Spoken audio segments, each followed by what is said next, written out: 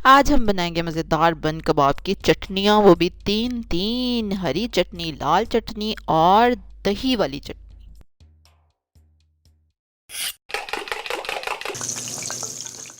अस्सलाम वालेकुम, welcome to love to cook, you can do it, the best place for easy cooking. पहली चटनी शुरू करते हैं। 2 टेबलस्पून तकरीबन हरा धनिया है और इतना ही पुदीना। 1 टीस्पून नमक है। 2 टीस्पून आपको चाहिए भुना कुटा हुआ ज़ीरा। 2 लहसुन के जवे हैं, 2 हरी मिर्चें हैं और आधा लीमू का रस है। इन सारी चीज़ों को छोटा छोटा छोटा छोटा आपने काट लेना है। जैसे देखें, लहसुन को भी मैंने बारीक बारीक काट लिया है। लीमू का जूस इसमें डालेंगे और इसके अलावा हम इसमें डालने वाले हैं तकरीबन 2 टेबलस्पून तक पानी, ताकि इसको थोड़ा सा ग्राइंड होने में हेल्प मिल सके। इतना ही तकरीबन पानी थोड़ा सा मुझे और डालना पड़ा उसको थोड़ा सा चलाने के बाद। और ये देखें, मज़ेदार हमारी हरी चटनी तैयार है। इसको बहुत ज़्यादा हमने वाटरी नहीं करना, गाढ़ा गाढ़ा ही रखना है, इसलिए पानी थोड़ा सा चेक करके बस डालना है। कम लगे तो थोड़ा सा और डाल लिया। ये है दही फिटा हुआ आधा कप, गाढ़ा सा दही है और इसमें हम चटनी शामिल करेंगे जितनी हमें शामिल करनी है, जितनी हमें पसंद है उतनी डाल लेंगे और उसको मिक्स करके देख लें, आप चख के देख लें और फिर उस हिसाब से आप कम या ज़्यादा इसको डाल लेंगे। तो ये हमारी मज़ेदार सी पहली चटनी रेडी हो गई, दही वाली हरी चटनी। और अब हम इसके बाद बनाने वाले हैं हरी चटनी दही के बगैर वाली।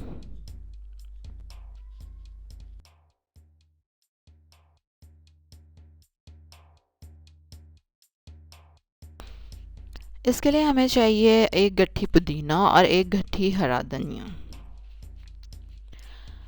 और हमें चाहिए 1 शिमला मिर्च छोटी सी, और अगर बड़ी शिमला मिर्च है तो आधी ले लें।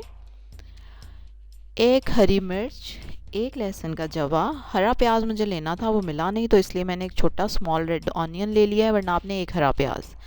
भुना कुटा हुआ ज़ीरा 2 चम्मच और 1 चम्मच नमक।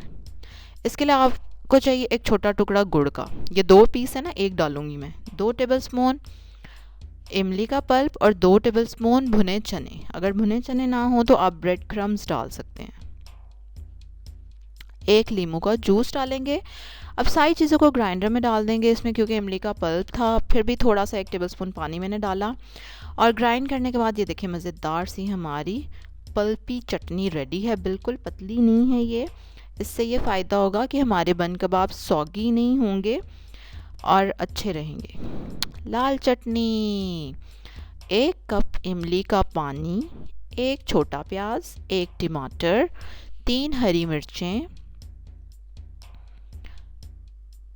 1 टेबलस्पून भुना हुआ सूखा धनिया, 2 टीस्पून भुना कुटा ज़ीरा, 2 टीस्पून खटाई पाउडर, 1 टीस्पून नमक, 2 लहसुन के जवे और 1 टेबलस्पून दड़ा मिर्च और 1 लीमू।